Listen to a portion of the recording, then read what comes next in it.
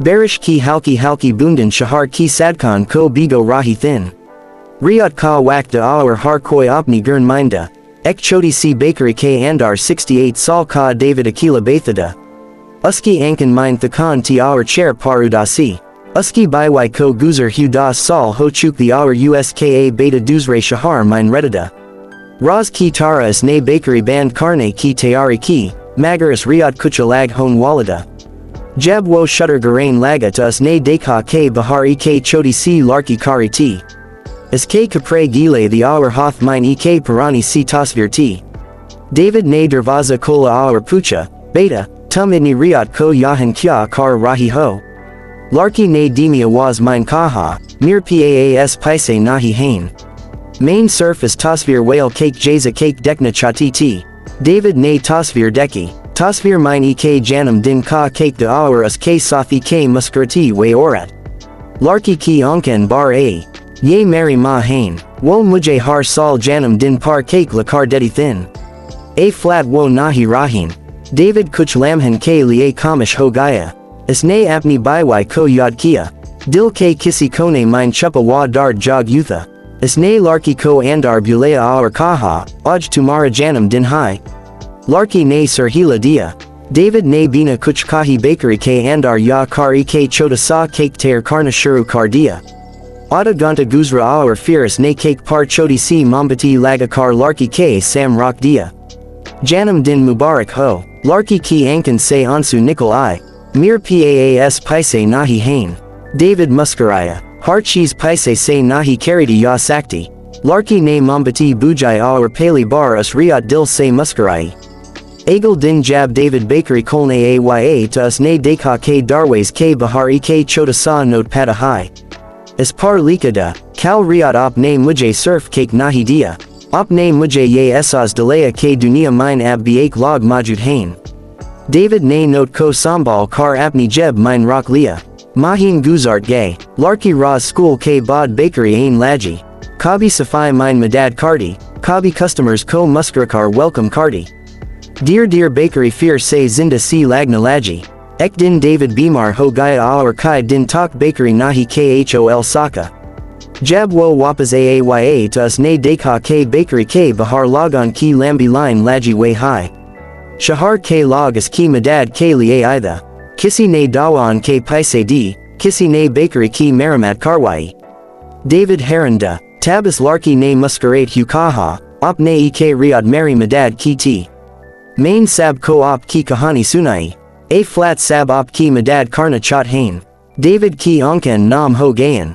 Isne samja ke zindagi mine ki gay ek choti si neki kabi zaya nahi jati. Kabi ek chota sa pyar bara mal kisi ki pori dunia badal deta hai. Is riyat David ne osman ki tarif dekha aur dear se kaha, shukriya. You say mesus wa ke tanhai ab utni bari nahi rahi ti. Kian ke jab insan dusran ke dil mine jaga bana lita hai, to wo kabi akila nahi reda. Heart. When Sarah finally left the bakery that night, the rain had slowed to a gentle drizzle. She carefully carried the birthday cake in both hands as if it were the most valuable thing she had ever owned. Before walking away, she turned back and looked through the bakery window. David was standing near the counter, watching to make sure she reached home safely. For a brief moment, their eyes met.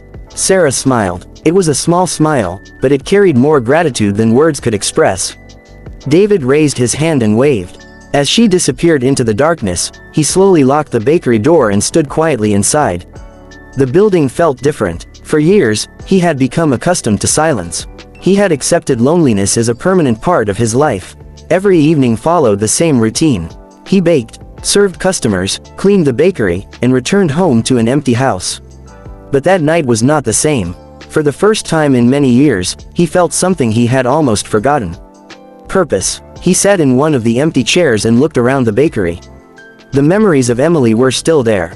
The grief was still there. Yet somehow, the pain felt lighter. He remembered something Emily used to say whenever customers thanked her for being kind. Kindness always finds its way back. At the time, David thought it was simply a sweet saying. Now he wondered if she had been right all along. The next morning, sunlight filled the town after the storm. David arrived at the bakery before sunrise as usual. He unlocked the door and began preparing fresh bread and pastries.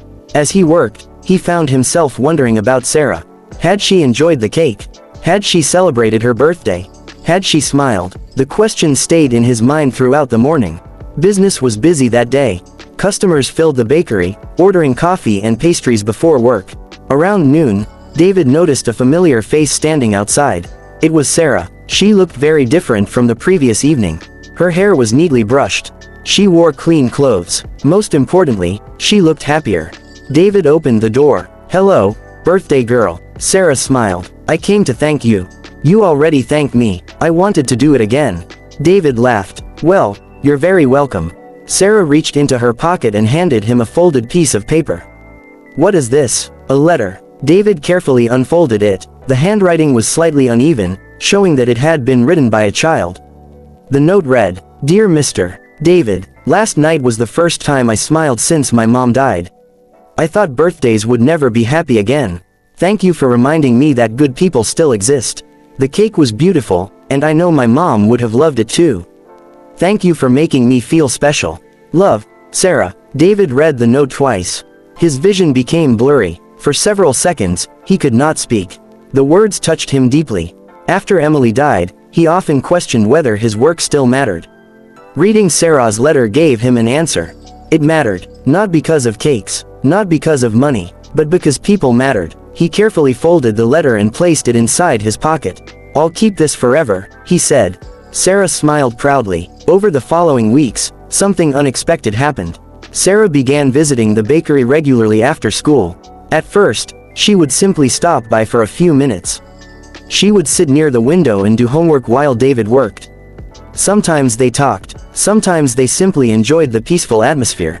Neither seemed to mind. Gradually, those short visits became part of their daily routines. Sarah learned how to arrange pastries in the display case. She learned how to clean tables. She learned how to greet customers politely. The customers quickly grew fond of her. Many people noticed that the bakery seemed brighter whenever she was there. One afternoon, an elderly customer smiled and asked, "Is she your granddaughter?" David looked surprised. Sarah laughed. Before he could answer, she replied, "No. He's my friend." The customer smiled. "That's even better." As the months passed, their friendship continued to grow. David often shared stories about his younger years. He told Sarah about meeting Emily. He described their first date. He talked about opening the bakery together. For years, he had avoided these memories because they hurt too much. Now he found comfort in sharing them. Sarah listened carefully to every story. In return, she spoke about her mother. She shared memories of family vacations, birthday parties, movie nights, small moments that most people would consider ordinary. But after loss, ordinary memories become priceless treasures. One evening, Sarah brought an old photo album. Together, they sat at a table near the bakery window. She showed David dozens of pictures. In every photo, her mother was smiling. David could immediately see why Sarah missed her so much. She seemed warm, loving, and full of life. As they looked through the album, Sarah suddenly became quiet. "What is it?" David asked. She hesitated. "Sometimes I'm afraid." "Afraid of what?" "I'm afraid people will forget her." David thought carefully before answering. Then he shook his head. "People are only forgotten when nobody remembers them. As long as you keep telling her stories, she'll always remain part of your life." Sarah looked down at the photographs. "Really? Absolutely." A small smile appeared on her face. For the first time, she seemed less afraid. Winter arrived. The town became covered in snow. Christmas decorations filled the streets. The bakery became busier than ever. Customers lined up for holiday cookies and cakes. David worked longer hours than usual. One morning, Sarah arrived at the bakery and immediately noticed something unusual. David looked pale. His movements were slower. His smile seemed forced. "Are you okay?" she asked. "I'm fine." But Sarah knew he wasn't. A few days later, David became seriously ill. His doctor instructed him to stay home and rest. For nearly 2 weeks, the bakery remained closed. A handwritten sign appeared on the door. "Closed temporarily." The empty bakery worried many people. The bakery had become an important part of the community. For decades, it had been a gathering place. People missed it. More importantly, they worried about David. Sarah worried most of all. Every day after school, she visited his house. She brought groceries, checked on him, helped with small tasks. David appreciated her kindness, yet he felt guilty. He feared that his illness might force him to retire permanently. One snowy afternoon, he looked out the window and sighed. What happens if I can't reopen the bakery? Sarah looked at him. You will. But what if I can't? Sarah didn't answer immediately. Instead, she smiled. You taught me something important. What? You taught me that kindness comes back. David looked confused. Sarah simply smiled and changed the subject. Several more days passed. Finally, David felt strong enough to leave the house. He decided to visit the bakery. The morning air was cold as he slowly walked down the street. When he reached the corner, he stopped. His eyes widened. A crowd of people stood outside the bakery. Dozens of them, maybe more, neighbors, customers, families, friends, people from all over town. David stared in disbelief. What is this? Sarah stepped forward with a huge smile. The crowd began applauding. David looked completely overwhelmed. Then he noticed something else. The bakery windows had been cleaned. The front sign had been repaired. Fresh paint covered the door. Flower boxes sat beneath the windows. Someone had even repaired parts of the roof. What happened? He asked. Sarah grinned. We helped. David looked around. All of this. A local teacher stepped forward. You've spent 40 years helping everyone in this town. A firefighter nodded. You've donated cakes to school events. Another customer smiled. You've supported local charities. A young mother added. You gave free cookies to children who couldn't afford them. One by one, people shared stories. Stories David had forgotten. Small acts of kindness. Simple gestures. Moments that seemed insignificant at the time. Yet each one had mattered to someone. Tears filled David's eyes. Then Sarah handed him a box. Inside was an envelope. David opened it. Hundreds of small donations filled the envelope. Money collected by the community. Enough to help cover medical expenses and bakery repairs. David could barely speak. He looked at Sarah. You organized this. She nodded. I told everyone what you did for me on my birthday. David felt tears running down his cheeks. For years, he had believed he was simply baking bread and cakes. He never realized how many lives he had touched. At that moment, he understood something powerful. Kindness is never wasted. Even the smallest act can create ripples that travel farther than we imagine. The crowd continued applauding. People hugged him, shook his hand, thanked him. For the first time since Emily's death, David no longer felt alone. The community he had quietly served for decades was now standing beside him. That evening, after everyone left, David and Sarah sat inside the bakery. The lights glowed warmly, fresh bread baked in the oven. Outside, snowflakes drifted gently through the air. It feels different, Sarah said.